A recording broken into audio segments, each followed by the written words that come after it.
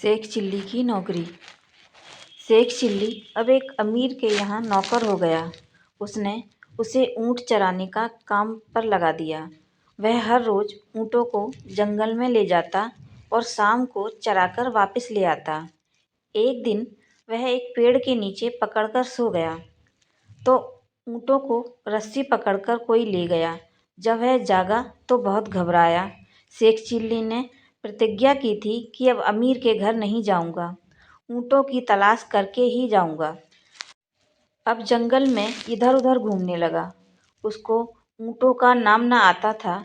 इतने में उस अमीर के गांव के कुछ आदमी सामने आते दिखाई दिए। उसने ऊँटों की लीद दिखाकर कहा कि जिनके जिनके हम हैं नौकर, उनसे कह देना कि जिनकी यह लीद है वह जाते रहे। शेख चिल्ली था तो मूर्ख ही, और आप भी जानते हैं कि मूर्खों को गुस्सा बहुत जल्दी आता है। एक दिन शेख चिल्ली रास्ते में जा रहा था। लड़कों ने अपनी आदत के मुताबिक उसे तंग करना आरंभ कर दिया। एक कहता महामूर्ख, दूसरा कहता जिंदाबाद। मगर लड़के बहुत चालाक थे। वह घरों में घुस जाते और शेख चिल्ली गली में ही टापता रहता। एक दिन संयोग से क्या हुआ कि एक छोरा सा लड़का शेख चिल्ली के हाथ आ गया। फिर क्या था, वह मूर्ख तो था ही। उसने लड़के को उठाया और धड़ाम से कुएं में फेंक दिया। अपनी बीवी से जाकर बोला कि लड़के को कुएं में फेंक आया हूँ। उसकी औरत का माथा ठनका। वह बोली, अच्छी बात है। शेख चिल्ली जब सो गया तो उस बेचारी ने लड़के को कुएं से निकाला, मगर मारे ठंड के लड़के का बुरा हाल हो रहा था। उसका भाई गली में ही रहता था। वह लड़के को वहाँ ले गई, सारा हाल कह सुनाया और बोली, भैया लड़के को तुम अपने पास रखो। जब उसे आराम हो जाए फिर उसको घर पहुँचा देना। शेख चिल्ली के साले ने कहा, बहन जब उसके माँ बाप उसकी खोज में आएंगे तो फिर क्या किया जाएगा। शेख चिल्ली की स्त्री बोली, अगर लड़के को इस परिस्थिति में उनके स्पुर्द किया गया तो वह बला आएगी कि हम व्यर्थ में मारे जाएंगे। इसलिए आराम होने तक अपने पास रखो। अगर इसके माँ बाप ढूंढने कल आवेंगे तो उनको मैं समझा लूँगी। इतना कहकर वह अपने घर आई और एक बकरी के बच्चे को उठाकर कुएं में फेंक दिया, जिस कुएं में लड़के को फेंका था। दूसरे दिन प्रातःकाल खोए हुए लड़के के माता पिता उसकी तलाश में निकट वाली गली में से उस गली में आए जिसमें शेख चिल्ली रहता था। वह अचानक अपने घर के सामने टहल रहा था। लड़के के पिता ने उससे पूछा कि तुमने हमारा लड़का तो नहीं देखा। शेख चिल्ली ने उत्तर दिया, श्रीमान, उस पाजी ने मुझे छेड़ा था तो मैंने कल शाम उसे कुएं में फेंक दिया। लड़के के पिता ने पूछा, किस कुएं में। शेख चिल्ली ने कहा, उस सामने वाले कुएं में। लड़के के माता पिता ने कुएं में एक आदमी को उतारा। उस आदमी ने कुएं से आवाज़ दी, सरकार, लड़का बच्चा तो यहाँ कोई नहीं है, यहाँ एक बकरी का बच्चा तो अवश्य है।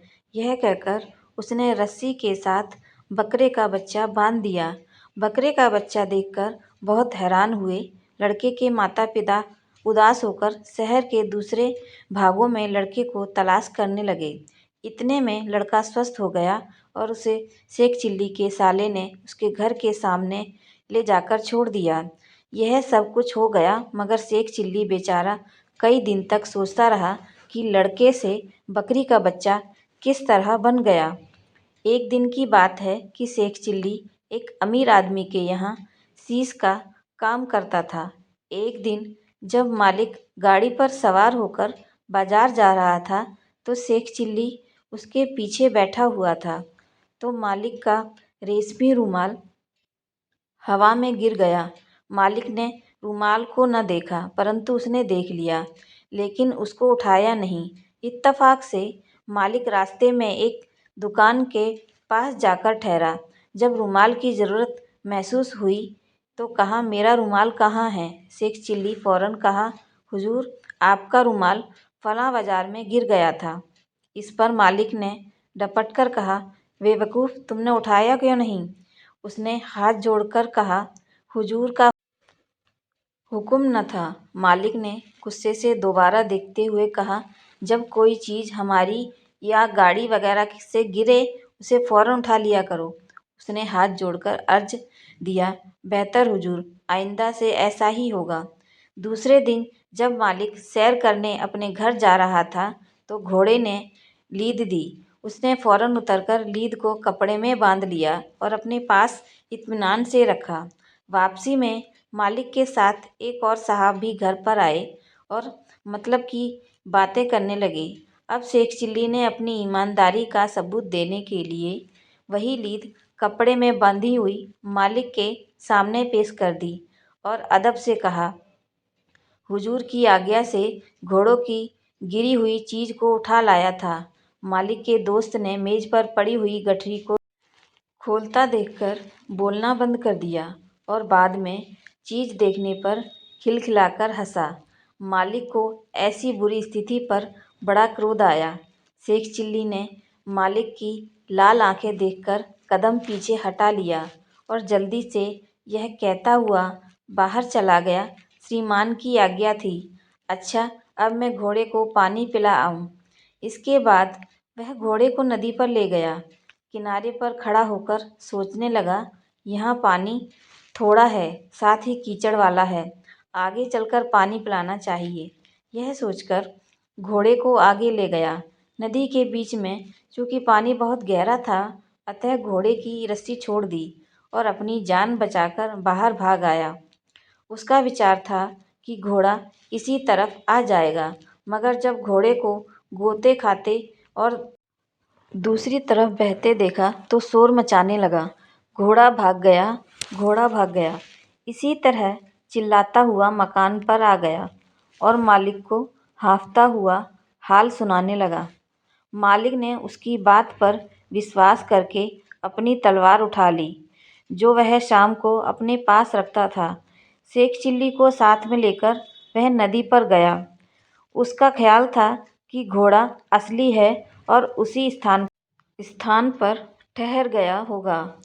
शेख चिल्ली अपने मालिक के साथ नदी पर पहुंचा तो मालिक से कहा, आपको अब तलवार संभालने की आवश्यकता नहीं है, मुझे दे दीजिए, व्यर्थ में आपको कष्ट होगा। मालिक उसकी चिकनी चुपड़ी बातों में आ गया। शेख चिल्ली को तलवार पकड़ा दी। किनारे पर पहुंचकर शेख चिल्ली ने मालिक का उस तरफ रुख करके बताया, जिधर पानी गहरा था और घोड़ा गर्क हुआ था। कहा, श्रीमान, यहाँ से घोड़ा भाग गया था। चिन्ह बताने के लिए कोई कंकर नहीं उठाया, बल्कि जोश में तलवार को ही उस निशान पर फेंक दिया। मालिक इस मूर्खता की हद को सहन न कर सका। मालिक ने शेख चिल्ली के गाल पर 2 तमाचे रसीद दिए और कहा, बेवकूफ़, घोड़ा गर करके कहता है भाग गया, फिर बतलाने के लिए तलवार को भी फेंक दिया। मेरी ये कहानी आपको कैसी लगी मुझे कमेंट करके ज़रूर बताएं और मेरे चैनल को लाइक, शेयर और सब्सक्राइब ज़रूर करें। धन्यवाद।